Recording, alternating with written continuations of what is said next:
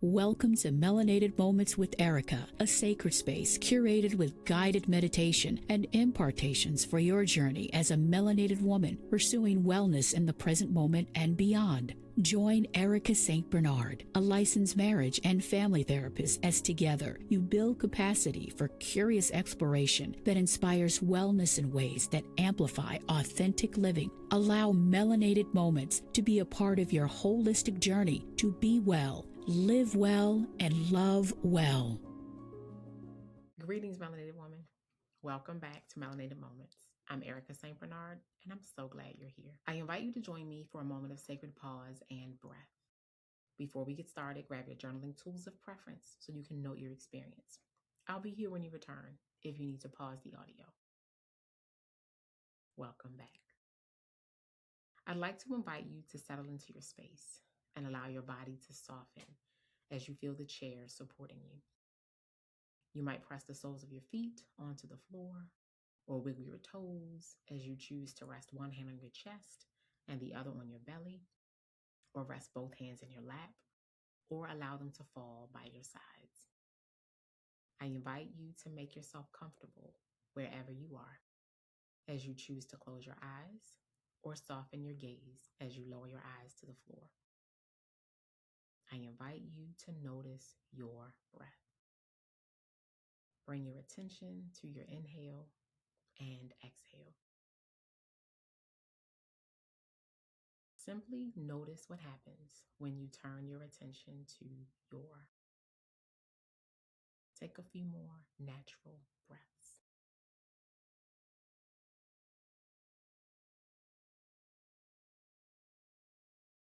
Now, I invite you to join me in a series of deep breaths.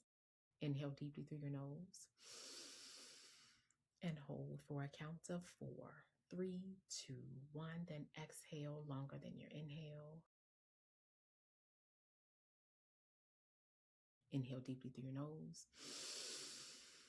Holding for 4, 3, 2, 1. Then exhale longer than your inhale. Inhale deeply through your nose. Holding for 4, 3, 2, 1. Then exhale longer than your inhale. Inhale deeply through your nose. Holding for 4, 3, 2, 1. Then exhale longer than your inhale.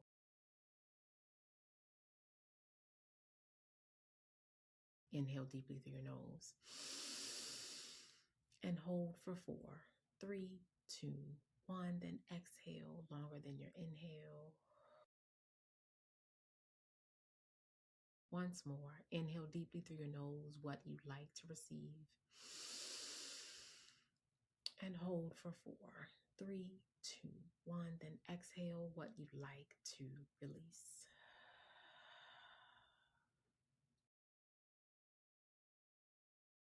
A little over a week ago, my husband and I returned from a trip together.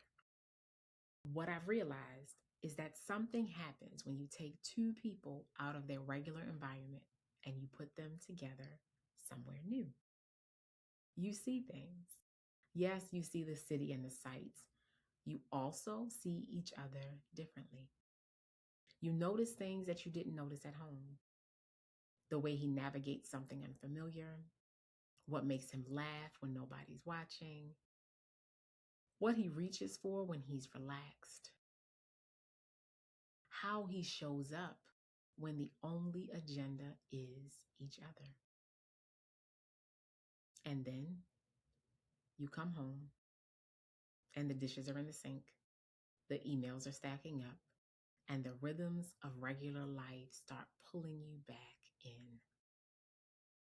And all that relational data that you gathered on the trip, all those moments of seeing each other fresh, starts to fade into the background. Today, we're talking about what to do with what you noticed, how to take what the trip gave you and let it stay with you, possibly for years to come. There's a beautiful invitation in the sacred text that's found in Song of Solomon, chapter 7, verses 11 and 12. It reads, Come, my beloved, let us go to the countryside. Let us spend the night in the villages. Let us go early to the vineyards. There I will give you my love. The beloved in this passage isn't just proposing a trip, she's proposing intentional time away from ordinary life, specifically for the purpose of intimacy and connection. Shared experience as a pathway to love is not just a modern concept, it's a biblical one. Ecclesiastes 4 and 9 tells us two are better than one because they have a good return for their labor. When two people experience something together, they get a return that neither would get on their own. Shared experiences create shared memory, and those shared memories create the kind of knowing that deepens love over time. Intentional time together for some may seem like a luxury in marriage. It's definitely an investment in the kind of knowing that sustains connection through ordinary seasons. I'd like to name some of the things that shared travel tends to surface because naming them helps us work with them with greater intentionality. How you handle the unexpected together. Something usually goes sideways on a trip. The reservation that's wrong, the weather that doesn't cooperate, the moment that doesn't go as planned. How you navigate those moments together tells you something important about your partnership. What he's like when he's relaxed. At home, he's husband, father, provider, homeowner. On a trip, some of those roles soften. You may get a glimpse of the person underneath the responsibilities. That's worth paying attention to for sure. What brings you both alive? The things that made him light up. The moments that made you feel most like yourself. The experiences you both leaned into versus the ones that felt like an obligation. That's data about who each of you are and what each of you need. Where the gaps are. Sometimes the trip also reveals the distance, the moments that felt awkward, the conversations that didn't quite land, the times you were physically together, but somewhere different, mentally or emotionally. That's important information too. What you've been missing. Sometimes time away reminds us of what the marriage used to feel like or what we hoped it would feel like. That longing isn't something to push away. It's pointing us toward something worth pursuing. All of this is relational data. The question is, what do you do with it when you get home? I'm glad you asked. Here's where I want to spend some time because this is where most couples leave the gift of the trip on the table. Or should we say, on the trip? You return, life resumes, and within a week, it's as if the trip didn't happen, except for the photos on your phone and, of course, the credit card statement. But the trip gave you something, and it deserves to be integrated intentionally. Step one, name what you noticed to yourself first. Before you bring it to him, sit with what the trip revealed. What did you notice about yourself? What did you observe about him? What felt good between the two of you? What felt hard? What do you want more of? Step two, share one thing you appreciated. This is not a grand declaration, just one specific, genuine observation. It could be, I noticed how you handled it when things didn't go as planned, and I was really grateful. Or, I loved watching you be so relaxed. I'd like to see more of that. Specific appreciation goes a long way. Step three, create a bridge back to ordinary life. Identify one thing from the trip that you want to bring into your regular rhythm. Maybe a restaurant or a food experience you want to recreate at home, a conversation you want to continue, a way of being together that felt good and is worth protecting. Step four, plan the next one. This doesn't have to be elaborate. It could be an overnight trip or even a day trip away together.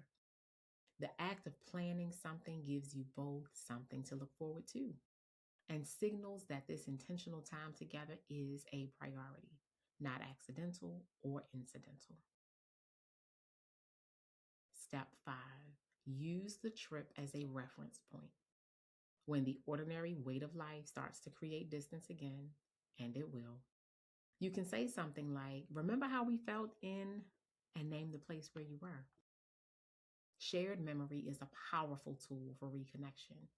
Be sure to use it. For those of you who didn't take a trip this summer or whose couple's time looked very different than you hoped, this episode is still for you because the principles here are not about travel. They're about using any shared experience, a meal, a drive, a conversation, a hard season navigated together to build the kind of knowing that deepens marriage and the connection within.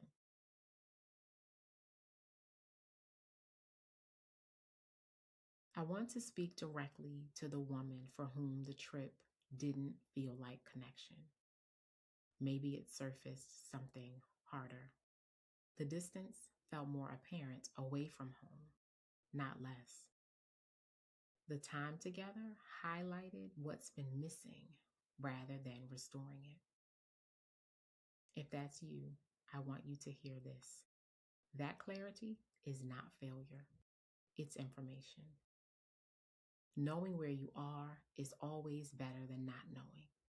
And the fact that you're paying attention, that you care enough to notice and feel it, means something important about you and about what you want for your marriage. Bring that information to God in prayer. Bring it to a trusted counselor. Bring it to a coach. Bring it, when you're ready, to a conversation with your husband, not as an indictment, but as an honest opening. I've been thinking about our trip, and I want to talk about some of what I noticed. Can we find some time for that? The distance you noticed on the trip didn't start there, and it won't end there either. Naming it is where the work begins. This week, I invite you to consider the following. What did the trip or your most recent significant shared experience reveal to you about yourself, about him, about where you are as a couple? What do you want to carry forward with you from that experience? What's one specific thing you could share with him that you noticed or appreciated? What would it look like to build more intentional shared experiences into your regular rhythm? Beloved, intentional time together is one of the most important investments you and I can make in our marriage. Not because trips fix things, they don't, but because stepping out of our ordinary everyday life together creates the conditions for seeing each other freshly, connecting more deeply, and remembering why we chose each other. Don't let what the trip gave you fade into the background. Tend to it. Use it. Let it do its work. For my Maryland residents seeking therapeutic support as you build intentional connections in your marriage, visit the link in show notes to schedule a therapy consultation. If you're a Black Christian wife who's longing for more friendship, intimacy, and connection in your marriage, I help women just like you restore the closeness they've been longing for, even if they haven't felt close in years. Visit the link in the show notes to learn more about the Sacred Authenticity Experience. Don't forget to join our Melanated Moments community for sacred Sunday messages that arrive in your inbox each week with encouragement for your journey. And if you prefer to watch rather than just listen, Melanated Moments is now available on YouTube.